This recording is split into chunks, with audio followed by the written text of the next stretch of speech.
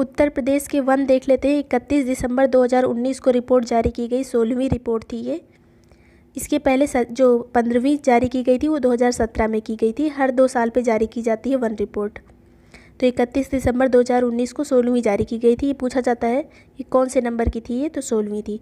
राज्य में वनाच्छादन कितना है? 6.14%। ये केवल उत्तर प्रदेश की बात की जा रही है। 6.14%। राज्य में वृक्षादन कितना है? 3.04%। और टोटल मिला के वन और वृक्षादन कितना है? 9.18। 15वीं से 16वीं वन रिपोर्ट के बीच वनावरण में वृद्धि कितनी हुई? तो 0.87% वृद्धि हुई 2 साल में, 0.87%।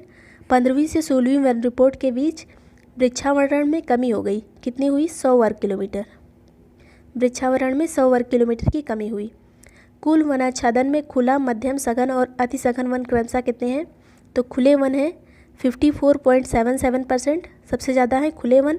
फिर मध्यम है 27.55%, अति सघन है 17.67%। अति सघन सबसे कम है, फिर मध्यम है, फिर खुले वन सबसे ज़्यादा है। सघन, अति सघन आपसे पूछा जा सकता है, तो 17.67%। राज्य में कुल क्षेत्रफल में रिकॉर्डेड वन क्षेत्र कितना है? 6.88%, अभिलिखित जितना है। कुल रिकॉर्डेड वन क्षेत्र में आरक्षित कितने हैं? तो 72.79%। सबसे ज़्यादा जो इसमें इम्पॉर्टेंट चीज़ है वो ये इतना है, ये एक बार आप अच्छे से देख लीजिएगा। कुल रिकॉर्डेड वन क्षेत्र में संरक्षित वन 6.98% है। कुल रिकॉर्डेड वन क्षेत्र में अवर्गीकृत जो वन है वो 20.23% है। राज्य के कुल क्षेत्रफल में झाड़ियाँ कितनी है? तो 0.22%। अब ये इंपॉर्टेंट चीज़ आता है कि सर्वाधिक अति सघन वन क्षेत्रफल वाला जिला कौन सा है? लखीमपुर खीरी। सर्वाधिक खुले वन क्षेत्रफल वाला जिला है सोनभद्र। सर्वाधिक वन क्षेत्रफल वाला जिला है सोनभद्र। सर्वाधिक अति सघन अगर पूछते हैं तो लखीमपुर खीरी होगा, और सर्वाधिक वन पूछा जाएगा तो सोनभद्र होगा। सर्वाधिक वन क्षेत्रफल वाले 4 जिले कौन कौन से हैं? सोनभद्र नंबर 1 पे है, फिर लखीमपुर खीरी आता है, फिर मिर्ज़ापुर और पीलीभीत। सबसे कम वन क्षेत्रफल वाला जिला है भदोही, जहाँ 3 वर्ग किलोमीटर बस वन है। सबसे कम वन क्षेत्रफल वाले 4 जिले कौन कौन से हैं? तो भदोही, मऊ, संत कबीर नगर, मैनपुरी। सर्वाधिक वन प्रतिशत वाला जिला है सोनभद्र। सोनभद्र में सर्वाधिक वन प्रतिशत भी है और सबसे ज़्यादा वन भी टोटल है। सर्वाधिक वन प्रतिशत वाले 4 जिले कौन कौन से हैं? तो सोनभद्र नंबर 1 पे है प्रतिशतता में, चंदौली दूसरे नंबर पे, फिर पीलीभीत, फिर मिर्ज़ापुर। अगर एरिया की बात की जाए, ये प्रतिशत की बात की जा रही है, अगर एरिया की बात की जाए तो दूसरे नंबर पे लखीमपुर खीरी आएगा, पहले पे सोनभद्र ही रहेगा। सबसे कम वन प्रतिशत वाला जिला है तो भदोही है, 0.30%। सबसे कम वन प्रतिशत वाले 4 जिले भदोही, मैनपुरी, देवरिया, मऊ। भदोही, मैनपुरी, देवरिया, मऊ। सामान्यतः राज्य में पाए जाते हैं तो कौन से वन यूपी में पाए जाते हैं? उष्णकटिबंधीय वन। राज्य का पहला वन ग्राम कौन सा है? तो सोनभद्र का बेलहत्थी ग्राम, इसे वन ग्राम का दर्जा दिया गया है। कुछ वन उत्पादन देख लेते हैं। तो कत्था बनाया जाता है किस पेड़ से? खैर के वृक्ष से। बीड़ी बनाई जाती है, बीड़ियाँ जो होती हैं तेंदू के पत्ते से बनाई जाती हैं। माचिस की तीली और डिब्बी बनाई जाती है सेलम, अर्जुन और गुरेल के वृक्ष से। पत्तल व दोने बनाए जाते हैं साखू, पलास व महुए के पत्ते से। कुर्सी, मेज और छड़ी बनाई जाती है बेंत पौधे से। हरड़ और बहेड़ा, ये औषधियाँ बनाई जाती हैं, एक पौधे होते हैं हरड़ और बहेड़ा, उससे बनाई जाती हैं। चूड़ियाँ और खिलौने बनाए जाते हैं लाख से। तारपीन तेल व विरोजा प्राप्त होते हैं चीड़ वृक्ष से। कुछ वन विकास परियोजनाएं हैं। उत्तर प्रदेश में निजी वन अधिनियम लागू हुआ 1948 में। सामाजिक वानिकी शब्द सर्वप्रथम प्रयोग किया गया 1976 में। निजी वन अधिनियम कब आया? 1948 में। और वानिकी शब्द पहली बार 1976 में यूज़ हुआ। इसके अलावा प्रदेश में सामाजिक वानिकी की शुरुआत 1979-80 में की गई। राज्य में चलाए गए सामाजिक वानिकी योजना में वह वृक्ष जो भूमि के लिए घातक सिद्ध हो, यानी आतंकवादी वृक्ष किसे कहते हैं? तो यूकेलिप्टस, जिसे सफ़ेदा का पेड़ भी कहा जाता है। उत्तर प्रदेश वानिकी परियोजना चल रही है कब से? मार्च 1998 से। उत्तर प्रदेश वानिकी परियोजना। सामाजिक वानिकी कब शुरू हुई थी? तो 1979-80 में। प्रदेश में 2010 से सहभागी वन प्रबंधन योजना चल रही है जापान के सहयोग से। किसके सहयोग से? जापान के। प्रदेश में हरित पट्टी विकास योजना चल रही है 2012-13 से। हरित पट्टी विकास योजना प्रदेश में 2010 से चलाई जा रही सहभागी वन प्रबंधन योजना के तहत प्रदेश का पहला ग्राम वन कौन सा घोषित किया गया? तो अभी बताया, बेलहत्थी सोनभद्र में स्थित है। प्रदेश के 48 जिलों में वृक्षारोपण विस्तार योजना संचालित की गई 2007-08 में। राज्य के कुछ चयनित जिलों में टोटल फॉरेस्ट कवर योजना संचालित की गई 2014-15 में। अब प्रदेश में राष्ट्रीय उद्यान कितने हैं? तो एक ही है, दुधवा, जिसे कहते हैं दुधवा नेशनल पार्क, खीरी में है। 1977 में इसे राष्ट्रीय उद्यान का दर्जा दिया गया था। प्रदेश में प्रथम टाइगर रिजर्व यानी बाघ अभयारण्य दुधवा में ये 1987 में इसे बाघ अभयारण्य का दर्जा दिया गया। उत्तर प्रदेश का जो दूसरा टाइगर रिजर्व है वो है अमनगढ़, ये बिजनौर में स्थित है, बिजनौर जिले में। प्रदेश का तीसरा टाइगर रिजर्व पीलीभीत में है, इसका नाम है पीलीभीत टाइगर रिजर्व, 2014 में बना था। तो टोटल जो टाइगर रिजर्व हैं वो कितने हुए? दुधवा, अमनगढ़ और पीलीभीत। और नेशनल पार्क एक है बस, दुधवा। बारहसिंगा की दुर्लभ प्रजातियां सेरवन, डुआसिली व डिस्पिर हेयर पाई जाती हैं, तो दुधवा नेशनल पार्क में पाई जाती हैं। अलीगढ़ का गभाना क्षेत्र व इलाहाबाद का मेजा कोरांव क्षेत्र किस लिए प्रसिद्ध है? काले हिरण के लिए। अलीगढ़ का गभाना क्षेत्र और इलाहाबाद का मेजा कोरांव क्षेत्र। वाराणसी में गंगा के 7 किलोमीटर क्षेत्र को 1989 में क्या घोषित किया गया था? तो कछुआ अभयारण्य। पूछा जाता है एग्जाम में कि कछुआ अभयारण्य कहाँ है? तो वाराणसी में है, गंगा के 7 किलोमीटर के क्षेत्र में। 1989 में बना था। राज्य में इको टूरिज्म पॉलिसी घोषित की गई 2014 में।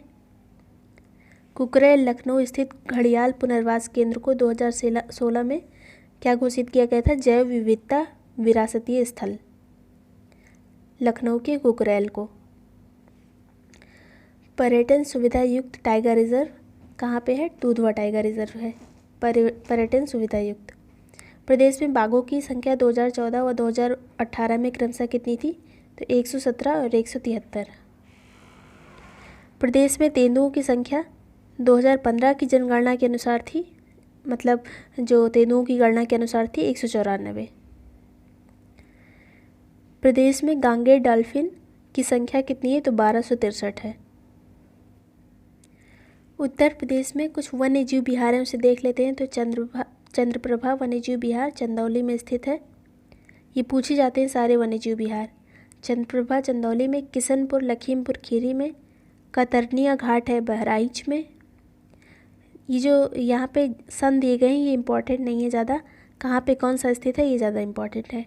रानीपुर वन्य जीव विहार है चित्रकूट में, रानीपुर चित्रकूट में। महावीर स्वामी है ललितपुर में, महावीर स्वामी ललितपुर में। चंबल वन्य जीव अभयारण्य आगरा, इटावा, औरैया में है। चंबल वन्य जीव अभयारण्य आगरा, इटावा, औरैया में। ये चंबल नदी का जो कुछ 635 वर्ग किलोमीटर का क्षेत्र है उसे चंबल वन्य जीव विहार कहा गया है। कैमूर वन्य जीव क्षेत्र मिर्ज़ापुर और सोनभद्र में है। कैमूर वन्य जीव क्षेत्र मिर्ज़ापुर, सोनभद्र। हस्तिनापुर वन्य जीव क्षेत्र मेरठ, मुजफ्फरनगर, हापुड़, अमरोहा, बिजनौर। सुहागी वरवा वन्य जीव विहार कहाँ है? महाराजगंज। सुहेलवा वन्य जीव विहार श्रावस्ती और बलरामपुर। सुहेलवा कहाँ फैला है? श्रावस्ती और बलरामपुर में। पीलीभीत वन्य जीव विहार पीलीभीत में है। राज्य का प्रथम वन्य जीव विहार कौन सा था? तो चंद्रप्रभा वन्य जीव विहार, जो कि चंदौली में स्थित है। सबसे बड़ा वन्य जीव विहार हस्तिनापुर है। हस्तिनापुर कहाँ स्थित है? तो मेरठ, मुजफ्फरनगर, हापुड़, अमरोहा, बिजनौर। ज़्यादा पार्ट इसका मेरठ में है। सबसे छोटा वन्यजीव विहार महावीर स्वामी वन्यजीव विहार, जो कि ललितपुर में है। सबसे छोटा वाला महावीर स्वामी ललितपुर में है। सबसे बड़ा हस्तिनापुर, जो मेरठ, मुजफ्फरनगर, हापुड़, अमरोहा, बिजनौर में है। और राज्य का पहला वन्यजीव विहार चंद्रप्रभा, जो कि चंदौली में है। अब कुछ पक्षी विहार हैं जो देख लेते हैं, एग्जाम में पूछे जाते हैं। चंद्रशेखर आज़ाद पक्षी विहार, ये उन्नाव के नवाबगंज में स्थित है। लाख बहोसी पक्षी विहार कन्नौज में स्थित है। सैंडी पक्षी विहार हरदोई में स्थित है, सैंडी हरदोई। बखीरा संत कबीर नगर, बखीरा संत कबीर नगर।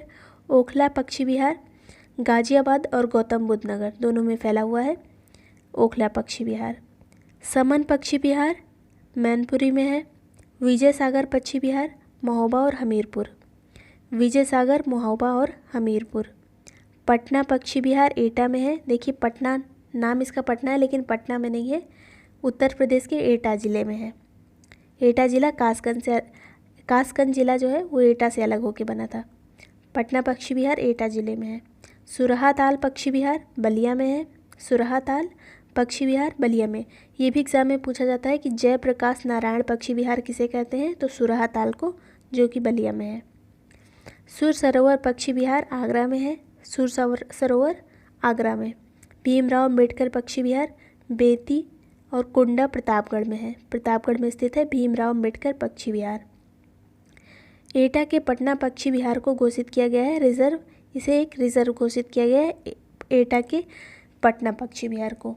राज्य का प्रथम पक्षी विहार चंद्रशेखर आज़ाद जो कि नवाबगंज में है। राज्य का सबसे बड़ा पक्षी विहार लाख बहोसी पक्षी विहार जो कि कन्नौज में है। सबसे बड़ा पक्षी विहार लाख बहोसी कन्नौज में है। प्रथम पक्षी विहार जो था चंद्रशेखर आज़ाद नवाबगंज का। सबसे छोटा पक्षी विहार है पटना पक्षी विहार जो कि एटा ज़िले में स्थित है। अन्य वन्यजीव विहार कुछ है। समसपुर पक्षी विहार है रायबरेली में, पार्वती अर्गा गोंडा में। ये सभी पूछे जाते हैं एग्जाम में। समसपुर, रायबरेली, पार्वती अर्गा गोंडा। केंद्र द्वारा सेखा झील अलीगढ़ में विकसित किया जा रहा है एक राष्ट्रीय पक्षी विहार। अलीगढ़ में सेखा झील में एक राष्ट्रीय पक्षी विहार विकसित किया जा रहा है। अब परिवहन देख लेते हैं। देखिए जितने हमने पक्षी विहार और सारे ज़िले में अलग अलग पक्षी विहार देखे, अगर आप मैप देख लेते हैं एक बार यूपी का, जो इस वीडियो के लास्ट में दिया हुआ है, आप एक बार मैप देख लीजिएगा यूपी का, तो याद करना आसान हो जाएगा। अब कुछ इंपॉर्टेंट क्वेश्चन जो सड़क परिवहन से पूछे जाते हैं वो देख लेते हैं। उत्तर प्रदेश में, देश में कुछ सड़क संजाल की दृष्टि से उत्तर प्रदेश का स्थान है सेकंड, पहले नंबर पे है महाराष्ट्र, दूसरे नंबर पे है उत्तर प्रदेश। देश में कुल राष्ट्रीय राजमार्ग की दृष्टि से उत्तर प्रदेश पहले नंबर पे है, राष्ट्रीय राजमार्ग की दृष्टि से पहले नंबर पे है, टोटल सड़क की दृष्टि से दूसरे नंबर पे है। कुल राष्ट्रीय राजमार्ग की दृष्टि से उत्तर प्रदेश के बाद किसका स्थान है, तो राजस्थान का। उत्तर प्रदेश में कुल राष्ट्रीय मार्ग कितने हैं, तो 90 हैं। टोटल इनकी लंबाई है 11,384 किलोमीटर। उत्तर प्रदेश में रोडवेज की पहली बस सेवा कब शुरू की गई, तो मई 1947 में लखनऊ से बाराबंकी शुरू की गई थी रोडवेज। प्रदेश से गुजरने वाला सबसे लंबा राष्ट्रीय राजमार्ग कौन सा है, तो राजमार्ग संख्या 2 है और ये 756 किलोमीटर है यूपी में। उत्तर प्रदेश राज्य राजमार्ग प्राधिकरण की स्थापना 2004 में की गई थी। राज्य का प्रथम एक्सप्रेसवे है ग्रेटर नोएडा और नोएडा के बीच में। राष्ट्रीय राजमार्ग प्राधिकरण द्वारा निर्मित उत्तर दक्षिण व पूर्व पश्चिम कॉरिडोर एक दूसरे को कहाँ काटते हैं, झांसी जिले में। उत्तर दक्षिण और पूर्व पश्चिम कॉरिडोर झांसी में काटते हैं। ग्रेटर नोएडा से आगरा तक 6 लेन का यमुना एक्सप्रेसवे कितने किलोमीटर का है, तो 165 किलोमीटर का है। अगस्त 2012 से चल रहा है। यमुना एक्सप्रेसवे 4 जिलों को जोड़ता है, कौन कौन से हैं, गौतम बुद्ध नगर, अलीगढ़, मथुरा और आगरा। गौतम बुद्ध नगर, अलीगढ़, मथुरा, आगरा। लखनऊ आगरा देश का 1 ग्रीनफील्ड 6 लेन एक्सप्रेसवे कितने किलोमीटर है, तो लखनऊ आगरा है 302 किलोमीटर। 2016 से चल रहा है। लखनऊ आगरा के बीच में कौन कौन से ज़िले आते हैं, तो टोटल 10 ज़िले हैं। पहला है लखनऊ, फिर हरदोई, उन्नाव, कानपुर नगर, कन्नौज, औरैया, एटा, मैनपुरी, फिरोजाबाद और आगरा। टोटल 10 ज़िले हैं लखनऊ आगरा एक्सप्रेसवे पे। आप इन नामों को अच्छे से पढ़ लीजिए, सभी ज़िलों के नाम, क्योंकि एग्ज़ाम में अक्सर पूछा जाता है कि किस एक्सप्रेसवे पे कौन सा नहीं है, तो आप एलिमिनेट कर सकें, इसलिए इसको एक बार अच्छे से पढ़ लीजिए कौन कौन से ज़िले हैं किस राजमार्ग पर, किस एक्सप्रेसवे पर।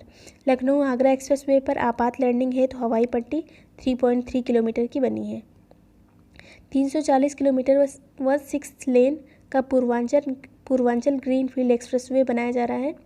तो चांदपुर सराय लखनऊ से हैदरिया गाजीपुर तक टोटल बनाया जा रहा है।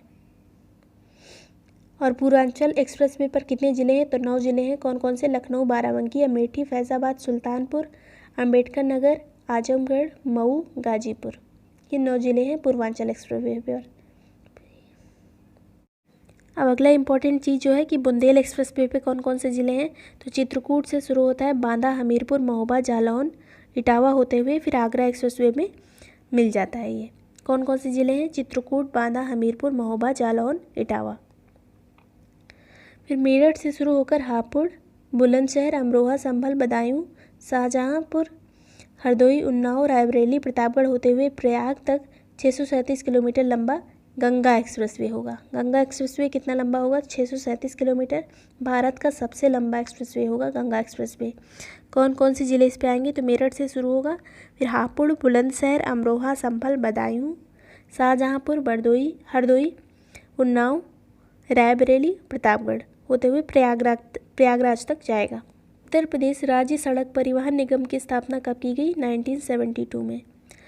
परिवहन निगम की पूछताछ सेवा 149 12 मई 2015 से चल रही है। वाराणसी से काठमांडू के लिए भारत नेपाल मैत्री बस सेवा का आरंभ किया गया 4 मार्च 2015 से। केवल महिलाओं को सुरक्षित यात्रा करने हेतु एक बस सेवा शुरू की गई है, पिंक एक्सप्रेस बस सेवा। सुरक्षित, आरामदायक, वातानुकूलित यात्रा हेतु रेडियो टैक्सी की शुरुआत की गई 2013 से। रेडियो टैक्सी का संचालन किया जा रहा है 13 नगर निगमों वाले शहरों में। देखते हैं उत्तर प्रदेश का खनिज। तो राज्य खनिज विकास निगम की स्थापना की गई थी 1974 में। 1998 में घोषित प्रथम खनिज नीति में खनिज विकास को उद्योग का दर्जा दिया गया। 1998 में उद्योग का दर्जा दिया गया और खनिज विकास निगम की स्थापना की गई थी 74 में। नई खनन नीति 2018 में रॉयल्टी लक्ष्य को कितना रखा गया? 3%। 1.85 से बढ़ाकर 3% कर दिया गया रॉयल्टी लक्ष्य को। भारत में कुल खनिज उत्पादन मूल्य में उत्तर प्रदेश का भाग है 2%। भारत के टोटल खनिज उत्पादन मूल्य में यूपी का स्थान 2%।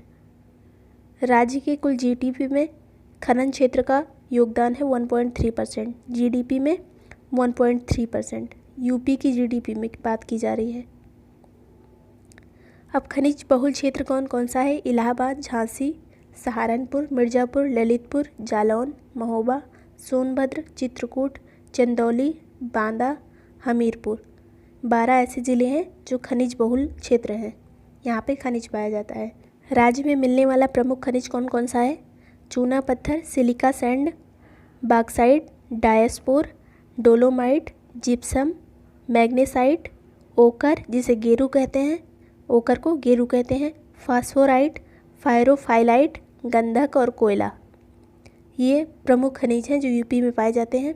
राज्य में मिलने वाले प्रमुख उप खनिज कौन कौन से हैं? तो सामान्य बालू, मोरंग, बजरी, इमारती पत्थर, संगमरमर, कंकड़, सोरा और लाइमस्टोन। राज्य के कुल खनिज उत्पादन का मूल्य का लगभग आधा प्रतिशत कोयला है। जितना उत्पादन मूल्य होता है, जितना खनिज होता है, उसके मूल्य का आधा परसेंट, जो आधा हिस्सा है, वो कोयला है। चूना पत्थर पाया जाता है गुरुमा, कनाज, बाबूहारी, मिर्ज़ापुर के गुरुमा, कनाज, बाबूहारी में चूना पत्थर पाया जाता है और सोनभद्र के कजराहट में चूना पत्थर पाया जाता है। बॉक्साइट पाया जाता है राजगंवा, बांदा में और चंदौली में। कोयला पाया जाता है सिंगरौली, सोनभद्र, सिंगरौली में। डोलोमाइट मिर्ज़ापुर, सोनभद्र, चांदा, चंदौली। कांच बालू यानी सिलिका सैंड कहाँ पाया जाता है? प्रयागराज, चित्रकूट, बांदा, चंदौली, झांसी। कोई बिल्कुल अलग दे देगा और पूछेगा कि यहाँ पे सिलिका सैंड पाया जाता है या नहीं, तो आप याद रखिए कि कहाँ कहाँ पाया जाता है। प्रयागराज, चित्रकूट, बांदा, चंदौली, झांसी। पोटास लवण पाया जाता है, तो पोटास लवण प्रयागराज, चंदौली, बांदा, सोनभद्र, झांसी। प्रयागराज, चंदौली, बांदा, सोनभद्र, झांसी। एंडोलूसाइट पाया जाता है, तो मिर्ज़ापुर और सोनभद्र में एंडोलूसाइट पाया जाता है। पायरोफिलाइट कहाँ पाया जाता है? हमीरपुर, झांसी, ललितपुर, महोबा। सेल खड़ी कहाँ पाया जाता है? हमीरपुर और झांसी में। पायराइट्स पाया जाता है मिर्ज़ापुर और सोनभद्र में। रॉक फास्फेट पाया जाता है बांदा और ललितपुर में। फायर क्ले पाया जाता है बांसी, मकरी, खो। मिर्ज़ापुर के बांसी, मकरी, खो और सोनभद्र में। हीरा कहाँ पाया जाता है? तो हीरा पाया जाता है बांदा और मिर्ज़ापुर ज़िले में। सोना पाया जाता है सोनभद्र तथा सोन, शारदा और रामगंगा की रेत में। सोन, शारदा और रामगंगा की रेत में पाया जाता है सोना। तांबा पाया जाता है ललितपुर के सोनराई क्षेत्र में। प्लेटिनम पाया जाता है ललितपुर में। यूरेनियम पाया जाता है ललितपुर में। संगमरमर मिर्ज़ापुर और सोनभद्र में। एस्बेस्टस मिर्ज़ापुर और झांसी में। जिप्सम झांसी हमीरपुर में। सैंडस्टोन अहरौरा मिर्ज़ापुर में। डायस्पोर पाया जाता है हमीरपुर, ललितपुर, झांसी में। मैग्नेसाइट पाया जाता है बांदा और चंदौली में। ग्रेफाइट पाया जाता है हमीरपुर और चुनार। चुनार कहाँ है? मिर्ज़ापुर में। ग्रेनाइट पाया जाता है बांदा, हमीरपुर, ललितपुर, महोबा। बांदा, हमीरपुर, ललितपुर, महोबा। चाइना क्ले पाया जाता है मिर्ज़ापुर, सोनभद्र, बांदा में। वेराइट्स पाया जाता है मिर्ज़ापुर और सोनभद्र में।